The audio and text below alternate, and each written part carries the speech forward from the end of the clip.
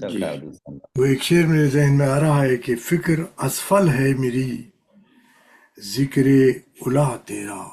واہ واہ واہ فکر واہ اسفل ہے میری، ذکر ہے اعلیٰ تیرا.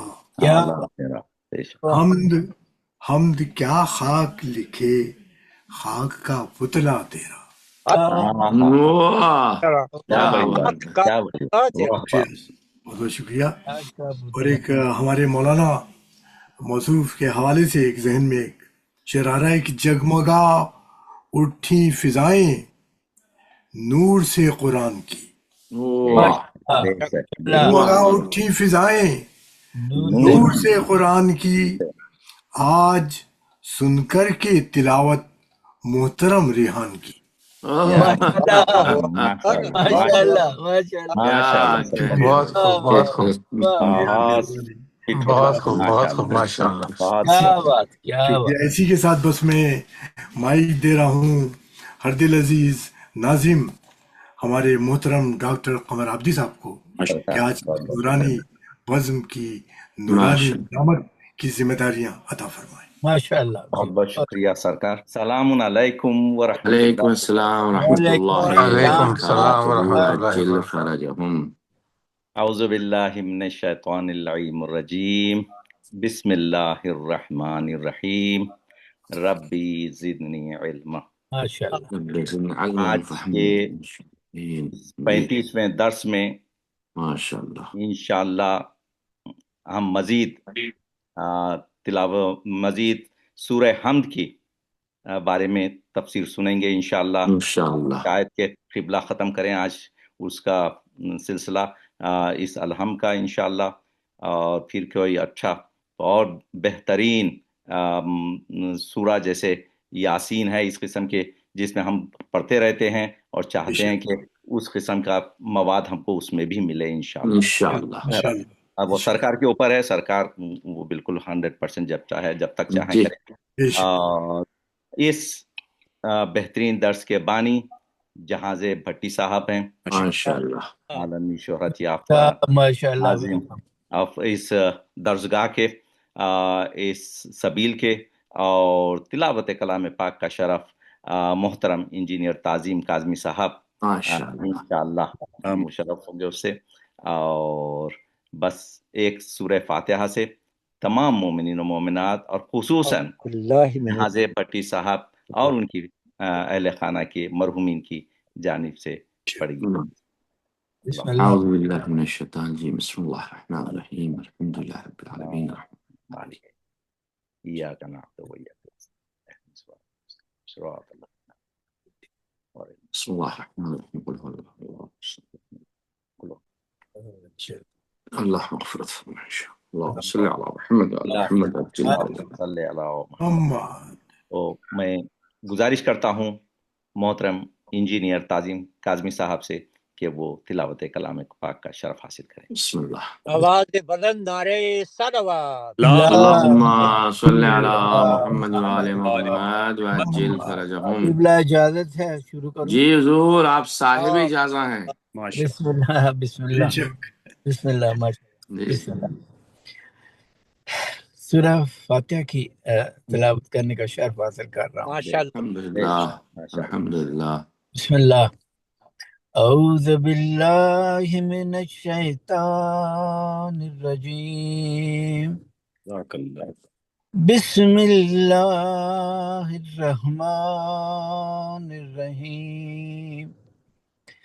الحمد للہ رب العالمین الرحمن الرحیم مالک یوم الدین ایاک نعبد و ایاک نستعین اهدنا الصراط المستقیم صراط الذین انعمت علیہم غیر المغضوب علیہم ولا الضالین. الحمدللہ رب العالمین. الحمدللہ رب العالمین. ماشاء ماشاء اللہ اللہ ماشاء اللہ. جزاک سبحان اللہ سبحان اللہ. زندہ باد. ماشاء اللہ بہترین اور سرکار حجت الاسلام سید ریحان حیدر زیدی صاحب سے دست بستہ گزارش ہے کہ وہ اپنا درس شروع فرمائیں۔ اعوذ باللہ من الشیطان الرجیم، بسم اللہ الرحمن الرحیم، الحمد للہ رب العالمین، وصلی اللہ علی محمد وآلہ الطاہرین، اما بعد فقد قال اللہ الحکیم، بسم اللہ الرحمن الرحیم، الحمد للہ رب العالمین۔ صلوات پڑھ دیں محمد علیہ۔ اللہم صلی علی محمد درجہم بشر۔ ماشاءاللہ سے یہ سورہ الحمد کی تفسیر میں جیسا کہ آپ حضرات کے سامنے بھی محترم جناب قمر عابدی صاحب نے فرمایا کہ انشاءاللہ آج ختم کرتے ہیں اور کل اگلے ہفتے انشاءاللہ کوئی دوسرا سورہ، تو بے شک اس میں کوئی شک نہیں ہے، لیکن ابھی تو ہم سورہ الحمد میں جو ہے وہ الحمدوں کے بعد للہ پہ آئے ہیں۔ ماشاءاللہ ماشاءاللہ جسارت کی ابھی معافی رب چاہتا ہوں، العالمین پہلی آیت کا بچہ جسارت ہے، کی اور معافی چاہتا ہوں۔ جہاں ہمیں لے جانا ہے کہ وہ نعمتیں کون سی ہیں اور کن کے ساتھ رہنا ہے، ابھی تو پورا معاملہ ہی باقی ہے، ماشاءاللہ اور بالخصوص صراط المستقیم ہاں جب وہاں پہنچیں گے تو وہاں تو ایک لطف ہی الگ آئے گا اپنے درس کا۔ میں سمجھتا ہوں ماشاءاللہ ماشاءاللہ اس طرح کے دروس میری نظر میں تو خیر کہیں نہیں ہو رہے الحمدللہ، جیسا آپ حضرات ماشاءاللہ سے دلچسپی سے شرکت فرما رہے ہیں اور سن رہے ہیں مجھ جیسے ناقابل شخص کو، اور بڑی محبتوں کا آپ جو ہے وہ مظاہرہ فرما رہے ہیں۔ میں پوچھنا چاہوں گا کہ انشاءاللہ پیشہ پیش ماہ شعبان کی آمد پہ مبارکباد پیش کرتا ہوں آپ سبھی حضرات کی خدمت میں۔ انوار شعبانیہ جتنے ہیں ان کے جشن کو آپ کی خدمت میں مبارکباد۔ آپ کے ہاں چاند رات ہو گئی کہ نہیں ہوئی؟ جی ہو گئی۔ جی ہو گئی۔ یعنی فرائیڈے کو آپ کے یہاں پہلی تاریخ ہے، سوری اس کو ٹیوزڈے کو۔ ٹیوزڈے کو انشاءاللہ اچھا انشاءاللہ اچھا، آپ کے یہاں ٹیوزڈے پہلی تاریخ ہے، ہمارے یہاں ٹیوزڈے پہلی تاریخ نہیں ہوئی نا یہاں اور انڈیا وغیرہ میں، ہاں پاکستان تو وہ ہاں وینسڈے کو ہے پہلی تاریخ، تو آپ کے یہاں ٹیوزڈے پہلی ہے انشاءاللہ تعالی۔ انشاءاللہ چلیے اب کے بڑا اچھا دن رہے گا، پھر 15 تاریخ جو آ رہی ہے وہ ٹیوزڈے کی آ رہی ہے، جو امام سے دن مخصوص ہے الحمدللہ، الحمدللہ۔ امام کی لولک آنے سے بہترین دن ہے، خدا کا شکر ہے۔ دیکھیے زان گرامی، ہماری بات آئی تھی الحمدللہ، تو الحمدو میں حمد وغیرہ کی ہم نے آپ حضرات کی خدمت میں بات کی تھی، اور اس کے بعد جو ہے باتیں آگے آئی تھی تفسیر کے اعتبار سے۔ اب یہاں پہ ایک بات میں آپ کی خدمت میں پیش کروں، شاید آپ حضرات کو یاد ہو، جو بزرگان تشریف فرمائے درس میں آج کے، یہ کوئی میں درس نہیں دیتا ہوں، بلکہ میں تو جو میں یاد کیا یا جو کتاب سے میں نے پڑھا وہ اس کی اصلاح کراتا ہوں اپنی آپ بزرگوں سے۔ کبھی یہ نہ سوچے کہ میں درس دیتا ہوں، یہ غلط سا ہو جائے گا میرے لیے، میں آپ حضرات سے عمر میں کافی چھوٹا ہوں۔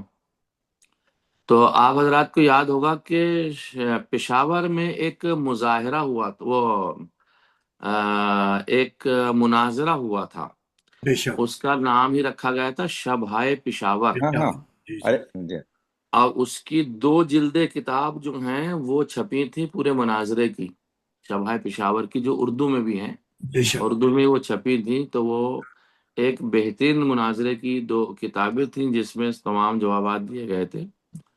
تو اب وہاں سے میں آپ کی خدمت میں ایک بات پیش کروں کہ جب ہم یہ کہتے ہیں الحمدللہ رب العالمین، یعنی تمام تعریفیں جو ہیں اصل اللہ کے لیے جو عالمین کا رب ہے، تو اب اس میں الحمدللہ میں اس میں 3 چیزیں چھپی ہوئی ہیں جو میں آپ کو خدمت پیش کروں۔ ایک ہے توحید ذات، واہ ایک ہے توحید صفات، اور ایک ہے توحید افعال۔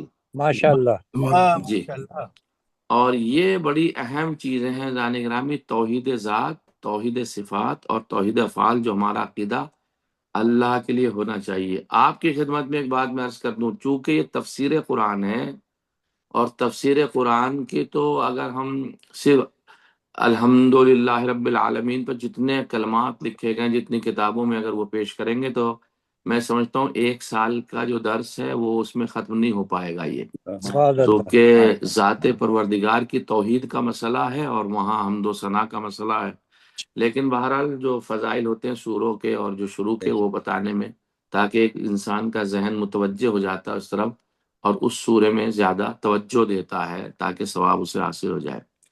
تو توحید ذات کا کیا مطلب ہے؟ کہتے ہیں توحید ذات اس کو کہتے ہیں اللہ اپنی ذات میں ایک، یکتا، لا شریک اور بے مثل ہے۔ سبحان اللہ۔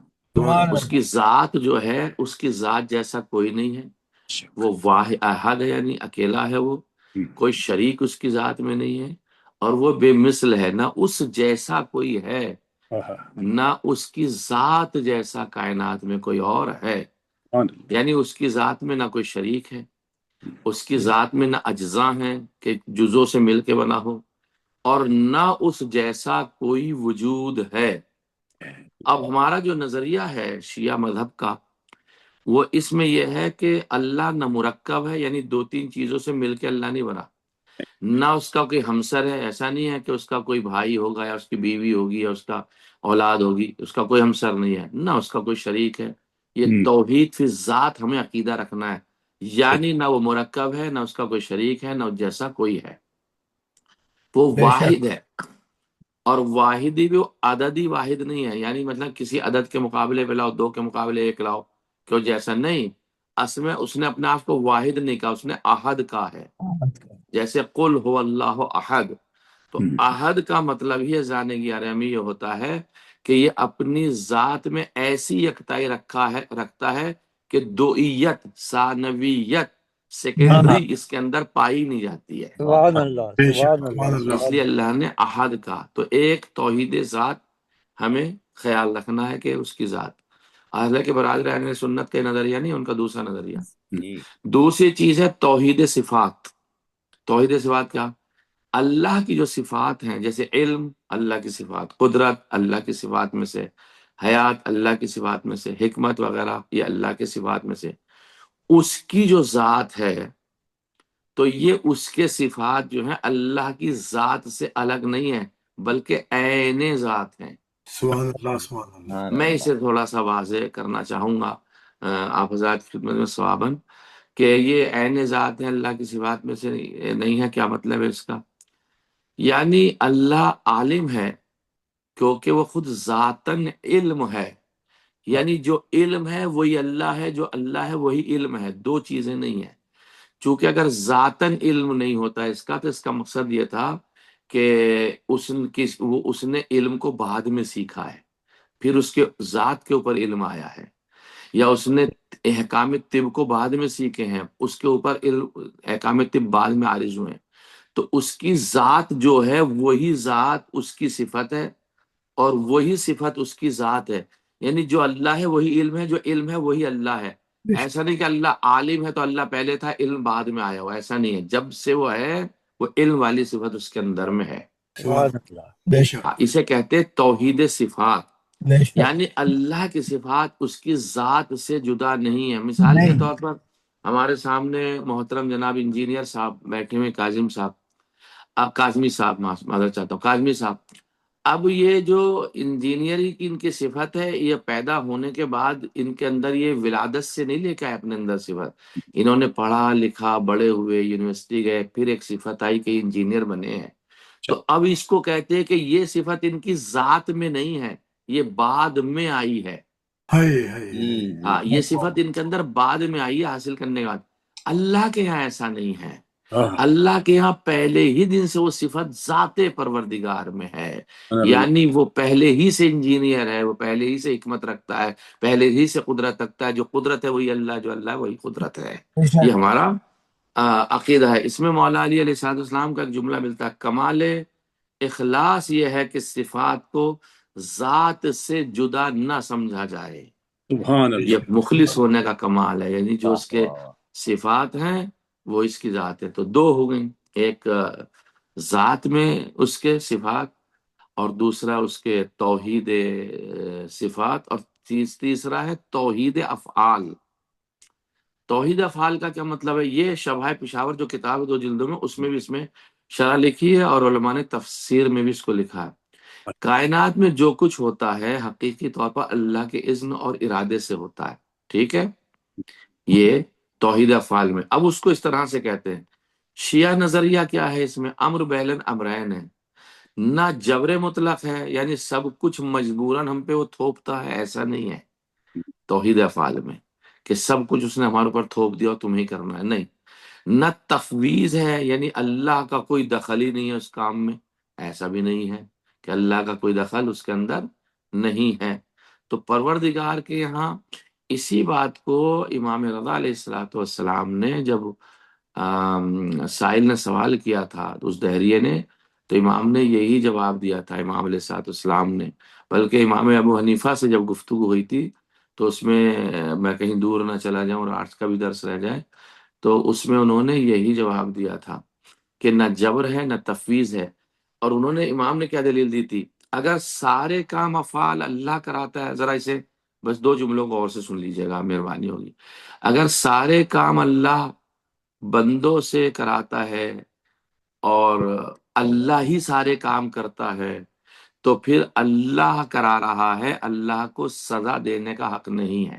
واہ سبحان کیوں اللہ، سبحان دیتا ہے اللہ سزا؟ واہ واہ واہ واہ، اللہ سزا کیوں دیتا ہے پھر بے جب شک، سارے کام اللہ کے ذمے ہیں؟ تو ایک سوال. دوسرا سوال، اب اگر سارے کام اللہ اور بندے مل کر کرتے ہیں، دونوں، امام نے ارشاد فرمایا تھا اللہ اور بندے مل کر اگر کام کرتے ہیں، یعنی اس نے کہا تم کرو، بندے نے کر دیا، تو پھر جب روز ججمنٹ ہوگا، جو روز قیامت ہوگا، اس میں اللہ کے انصاف کے متنافی ہے، منفی ہوگا، نفی ہوگی کہ بندے کو تو وہ سزا دے اور اپنے آپ کو وہ سزا نہ دے. اللہ اکبر، تو اب ایک ہی نظریہ بچا ہے، وہ کیا ہے؟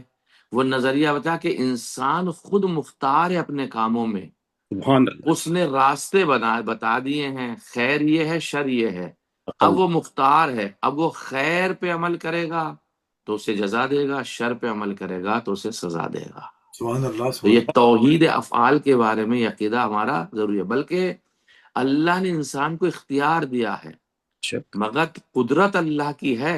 جی. دیکھیے اختیار انسان کو دیا، قدرت اللہ کی ہے. مثال کے طور پر اگر انسان قتل کرنے کسی کو جا رہا ہے اور اللہ چاہے اسے بچانا تو اسے بچا سکتا، اس کے ہاتھ کو فالج مار دے، اس کے ہاتھ کو جو ہے وہ ختم کر دے، وہاں تک نہ جانے دے. قدرت ہے، لیکن اسے اختیار دیا ہے اللہ نے. کیوں دیا ہے؟ تو اپنے اعمال کا خود ذمہ دار ہے.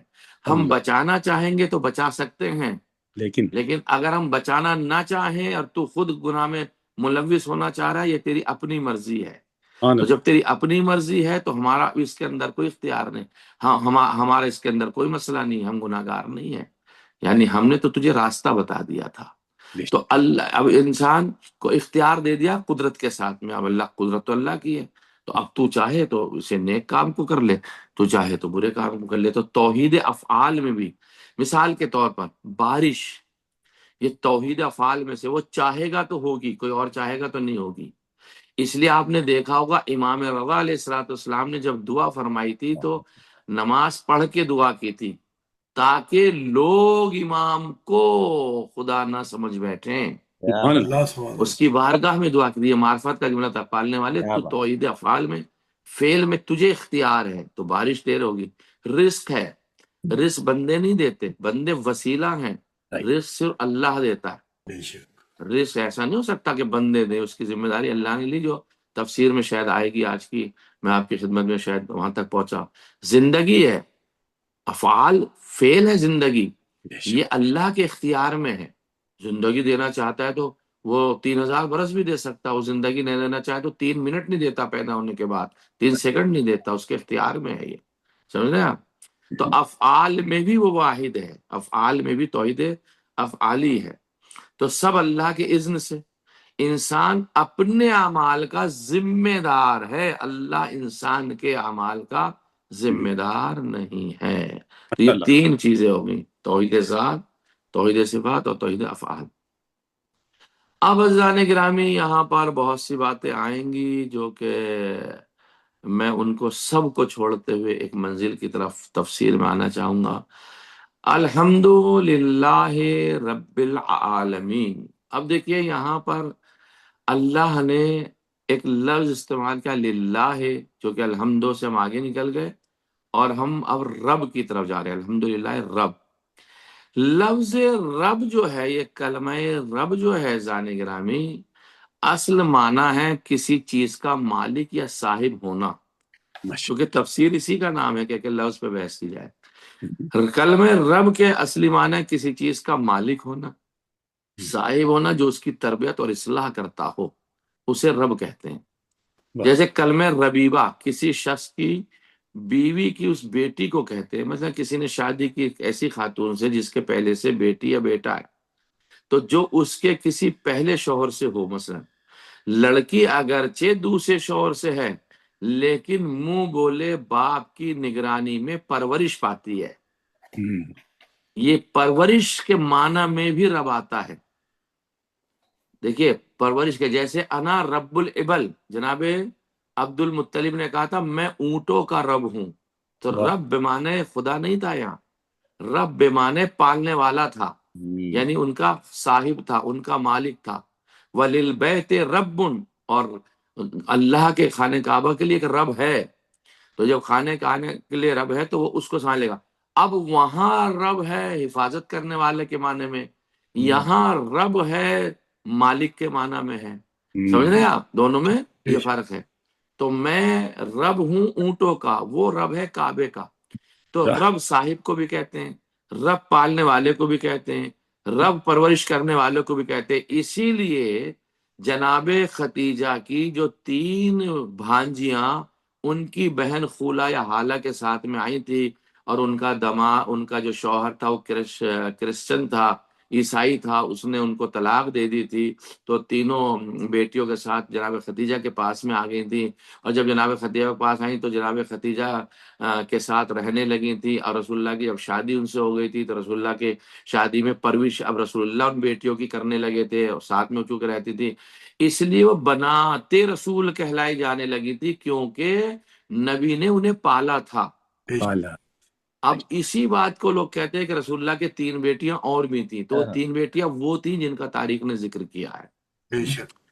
اب لفظ رب مطلق اور اکیلا تو صرف خدا کے لیے بولا جاتا ہے، جیسے الحمدللہ رب العالمین، یہاں رب جو ہے یہ اللہ کے لیے استعمال ہے۔ اگر غیر خدا کے لیے استعمال ہوگا جہاں کہیں بھی رب، تو وہ اس کو چاہیے کہ اضافت کے ساتھ بولے، مثلا رب الدار، گھر کا یعنی صاحب خانہ، رب الدار عربی میں استعمال کیا تھا، صاحب خانہ، یا رب السفینہ، کشتی والا، کشتی کو چلانے والا، تو یہاں رب کو کشتی کے ساتھ اضافہ کیا، یہاں رب الدار میں رب کو کیا ہے۔ اور تفسیر مجموع البیان میں ایک اور معنی بھی آیا ہے رب کا، وہ کہتے ہیں بڑے شخص کو بھی رب کہتے ہیں۔ بڑا شخص جو ہوتا ہے جس کے حکم کی اطاعت کی جاتی ہو۔ دیکھیے 2 جملے ہیں، بڑا شخص ہوگا اور اس کے حکم کی اطاعت کی جاتی ہو تو اسے بھی رب کہتے ہیں، رب اس کو بھی کہتے ہیں، تو لفظی بحث نہیں کرنی چاہیے۔ اب اگر کوئی انسان بڑا ہوگا اور اس کے حکم کی اطاعت کی جائے گی تو وہ بھی رب ہوتا ہے۔ تو اب میں آپ سے ایک جملہ پوچھوں، آپ اب تاکہ جہاں سے بھائی کے مرحومین کو جو ہے ماشاءاللہ سے بہترین ایک فضیلت کا گوشہ نکل کر آیا ہے اور ثواب بھی باقاعدہ پہنچ جائے آج کے درس کا، اب میں آپ سے ایک سوال کرنا چاہتا ہوں۔ تعریف میں یہ ہے کہ بڑا شخص ہو اور اس کے حکم کی اطاعت کی جائے، تو آپ مجھے بتائیے ماں سوائے محمد علی سے بڑا کون ہے؟ اور علی سے زیادہ کس کی اطاعت کی جاتی ہے؟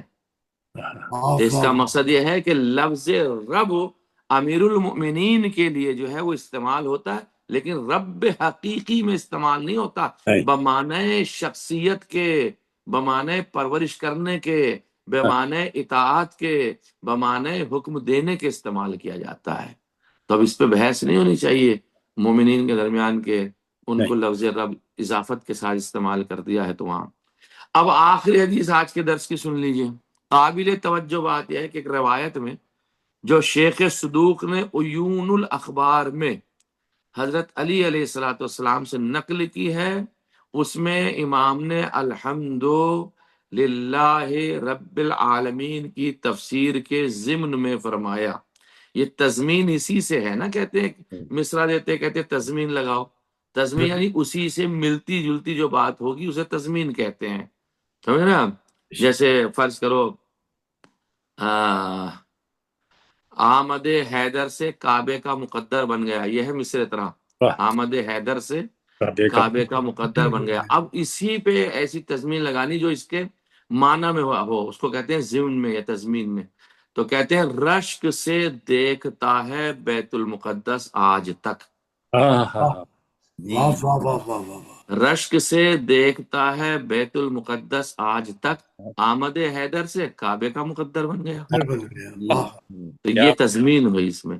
تو اسی کے ضمن میں چھٹے امام ارشاد فرماتے ہیں الحمدللہ رب العالمین کے رب العالمین ہم الجماعات من کل مخلوق من الجمادات والحیوانات. رب العالمین سے مراد تمام مخلوقات کا مجموعہ ہو، چاہے وہ بے جان ہو یا جاندار ہو، وہ سب کا رب ہے. سبحان اللہ الحمدللہ رب العالمین. وہ سب کا رب ہے. وہ ایسا نہیں کہ گھاس پھوس کا رب نہ ہو، ایسا نہیں ہے. کوئی یہ کہے کہ وہ گھاس پھوس کا رب نہیں ہے، وہ کوئی کہے کہ وہ نباتات کا رب نہیں ہے، پہاڑوں کا رب نہیں. نہیں، امام نے ارشاد فرمایا وہ سب کا رب ہے. تفسیر یہیں پہ ختم کر دیتے ہیں. انشاءاللہ اگلا سورہ آپ دے دیجیے گا، کوئی مسئلہ نہیں ہے، تاکہ اگلے سورہ پہ بحث ہوگی. ورنہ تو اگلے ہفتے میں انشاءاللہ سب کو گزرتا ہوا اہدنا الصراط المستقیم پہ گفتگو کروں گا، اگر آپ حضرات چاہیں. آپ کے اوپر ہے، آپ کے اوپر ہے. میں تو اچھا چلیے انشاءاللہ ٹھیک ہے. درود پڑھیں محمد اللہم صلی علی محمد محمد. دیکھیں ہمارا جو درس حضور 10 سے 11 منٹ دیر سے شروع ہوا ہے، تو ابھی ہمارا ٹائم باقی ہے. سن لیں بالکل آپ. بالکل حضور بالکل کیونکہ سلام دعا والا جو ٹائم ہے ہم درس میں شامل نہیں کرتے ہیں. صحیح کہہ رہے ہیں آپ حضور، بالکل صحیح فرمایا آپ نے. جی حضور. اب دیکھیے ہمارے چل رہے تھے ارکان نماز اور واجبات نماز، اور سجدے کی بحث تک ختم ہوا. ہم نے تکبیرۃ النیت، تکبیرۃ الاحرام، قیام، رکوع، سجود، یہ تھے ارکان نماز. اگر انہیں بھولے سے چھوڑا جب نماز باطل ہے، جان بوجھ کے چھوڑا جب نماز باطل ہے. اب آج ہم آئیں گے واجبات نماز میں تشہد کے اوپر. اور تشہد میں ایک بہت باریک سا نقطہ ہم آج پیش کریں گے، جس میں اکثر لوگ غلطی کرتے ہیں، حتیٰ کہ بعض نماز پڑھانے والے افراد کو میں نے غلطی کرتے ہوئے دیکھا ہے، دوسروں کی بات نہیں. ہاں، بہت سے نماز پڑھانے والے افراد بھی اس لفظ پہ غلطی کرتے ہیں. سب واجب اور مستحب نمازوں کی دوسری رکعت میں تشہد پڑھنا لازم ضروری ہے، اور تیسری اور چوتھی رکعتوں میں بھی تشہد پڑھنا لازم، واجب اور ضروری ہے کہ انسان بیٹھ جائے. بدن کے سکون کی حالت میں تشہد پڑھے گا، بالکل اس کا بدن نہیں ہلنا چاہیے. اور ضروری ہے کہ دوسرے سجدے کے بعد بیٹھ جائے اور بدن کے سکون کی حالت میں تشہد کو پڑھے. تشہد پڑھنے کے لیے اشہد ان لا الہ الا اللہ، اشہد ان لا الہ الا اللہ وحدہ لا شریک لہ. یہ واو کے اوپر زبر ہے، وحدہ لا شریک لہ. یہاں تک سب صحیح پڑھتے ہیں. واشہد ان محمدن عبدہ، دال کے اوپر پیش ہے عبدہ. میں نے دیکھا ہے لوگ توجہ نہیں کرتے، اسے پڑھتے واشہد ان محمدن عبدہ. یہ عبدہ جو لوگ پڑھتے غلط کرتے ہیں، ان کا تشہد صحیح نہیں ہے، اور وہ خاطی فی النماز ہے، نماز میں خطا کرتے ہیں. اکثر لوگ اس بات پہ توجہ نہیں کرتے، چونکہ انا، جب یہ انا جو ہے وہ ایک سبجیکٹ مان لیجئے اس کو آپ، یا اس کو آپ وہ حرف مان لیجئے جو کسی نام کے اوپر آتا ہے، سبجیکٹ کے اوپر آتا ہے، اسم کے اوپر آتا ہے. جب یہ انا داخل ہوتا ہے اسم کے اوپر تو اسے نصب دیتا ہے، یعنی فتحہ دیتا ہے، یعنی زبر دیتا ہے. انا محمدن پڑھا گا، انا محمدن پڑھنا غلط ہے. تو جب ہم نے محمدن پڑھ لیا تو اس کی ایک خبر ہوتی ہے، وہ خبر اب دوہو ہے، اور یہ اپنی خبر کو پیش دیتا ہے، کبھی بھی اپنی خبر کو یہ فتح نہیں دے گا. تو اشہد ان محمدن عبدہ پڑھنے والے غلط پڑھتے ہیں، انہیں یہ چاہیے کہ اپنی نماز کو صحیح کریں. اشہد ان محمدن عبدہ عبدہ عبدہ عبدہ ورسولہ. رسولہ کو اسی کے اوپر عطف کیا عبدہ کے اوپر واو کے ذریعے سے، تو جو اعراب جو عمل عبدہو کا ہے وہی رسولہو کا ہوگا. بہت سے لوگ رسولہو پڑھتے ہیں، یہ غلط پڑھتے ہیں. البتہ یہ بات صرف میں تشہد میں کہہ رہا ہوں، دوسری جگہ ہو سکتا ہے بدل جائے، کوئی دوسری چیز اس کے اوپر آ جائے تو وہ ایک الگ بحث ہو. وَأَشْهَدُ أَنَّ مُحَمَّدًا عَبْدُهُ وَرَسُولُهُ اللہم صلی علی محمد وآل محمد. یہ ہے واجب تشہد یہاں تک. ماشاءاللہ. اور اس کے بعد اگر آپ پڑھتے ہیں وَتَقَبَّلْ شَفَاعَتَهُ وَارْفَعْ دَرَجَاتَهُ، یہ مستحبات میں سے ہے.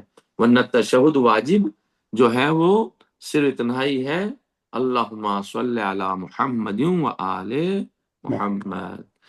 ضروری ہے کہ تشہد کے جملے صحیح عربی اور معمول کے مطابق مسلسل کہے جائیں، یعنی ایک کے بعد ایک کہا جائے، ایسا نہیں سانس توڑ توڑ کے اور تھوڑی تھوڑے وقفے سے یا کچھ مطلب بیچ میں زیادہ گیپ کے نہیں، ایک مسلسل سلسلہ اللہم صلی علی محمد وآل محمد عجل فرجہم مثلا. یہ تو میں نے اصل بات پڑھی ہے.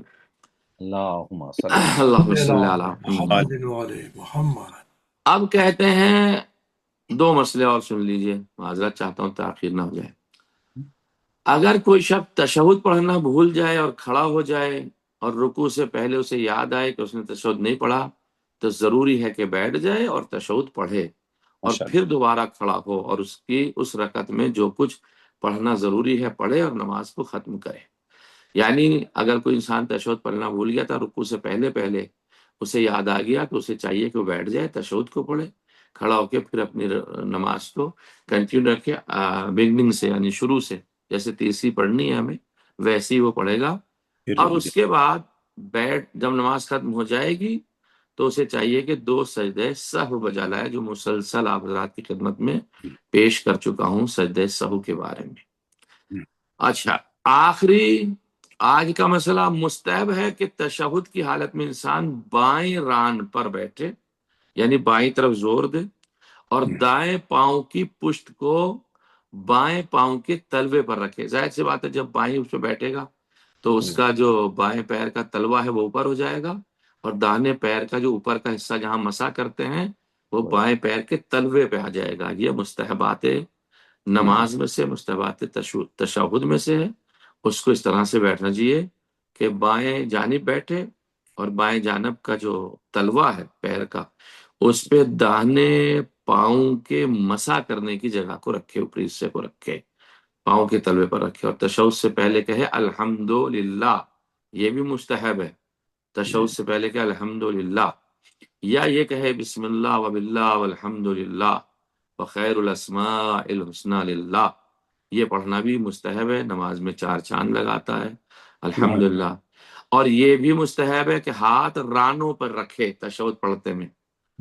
ہاتھ جو ہے جو ران ہے انسان کی، یہاں رانوں پہ ہاتھ رکھے اور انگلیاں ایک دوسرے کے ساتھ ملائے. یہ دیکھیے میری انگلیاں دیکھیے آپ ذرا، یہ انگلیاں اس طریقے سے ملائے، ایسے نہیں ہو کھلی ہوئی، ملائے بہتر ہے. رانوں پہ رکھے، گھٹنوں پہ نہیں. بہت سے لوگ دیکھا ہوگا گھٹنوں پہ رکھتے ہیں اور ہاتھ کو انگلیاں کھولے رہتے ہیں. مستحبات میں سے یہ ہے رانوں پہ اس طریقے سے رکھے گا، ایک ران پہ ایک ہاتھ، انگلیاں انگوٹھے ملا کر رکھے گا اور اپنے دامن پر نگاہ ڈالے، نہ کہ سجدے گاہ پہ.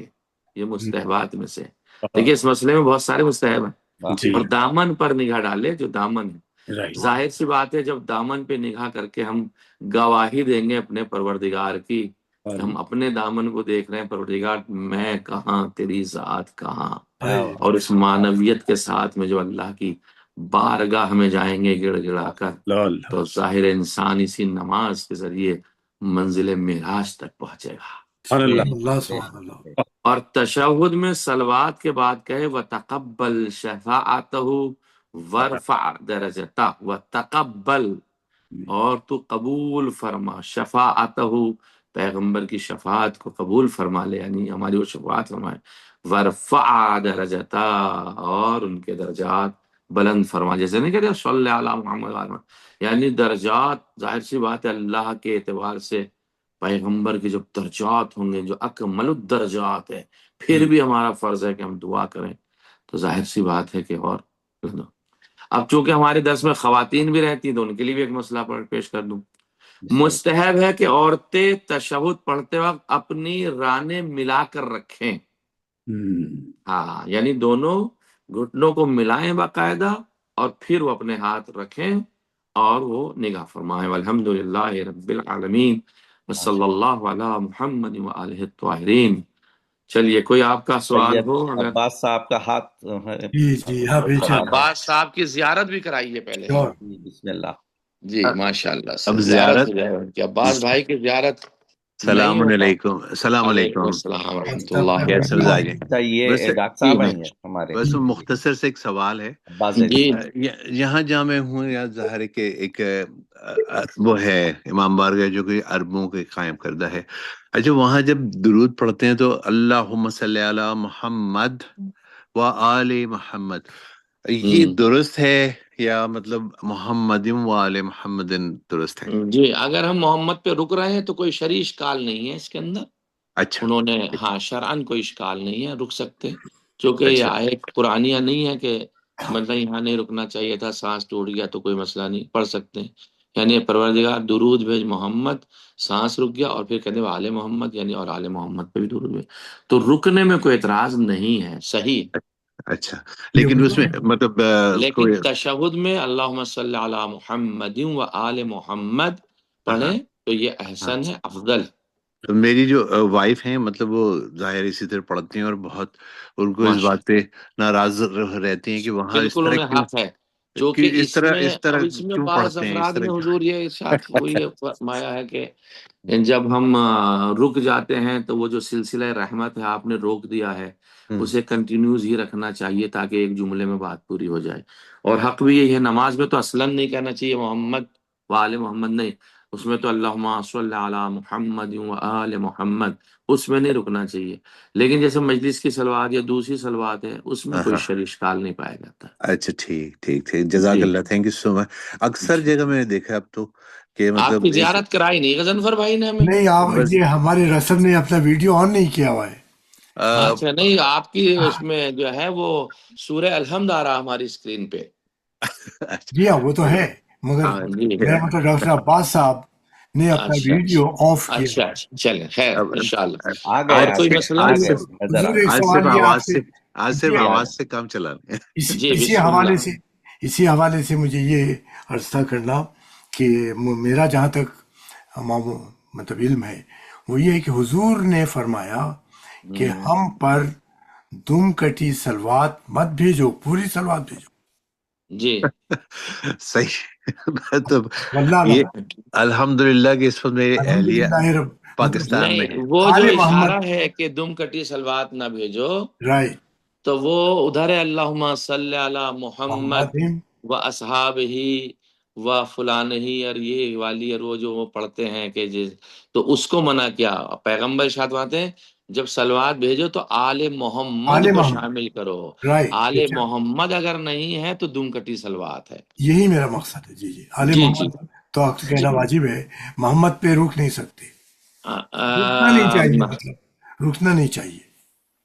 بہتر، میں نے آپ کی خدمت میں پہلے عرض کیا، بہتر تشہد میں تو خیر رک ہی نہیں سکتے، تشہد کا تو مسئلہ نہیں، لیکن جو ویسے سلواتیں پڑھی جاتی ہیں مجالس وغیرہ میں تو وہ دم کٹی سلوات نہیں ہے. چونکہ ہم آل محمد کا تذکرہ کر رہے ہیں نا، وہ دم کٹی وہ ہے کہ ہم آل محمد کو نہ لائیں.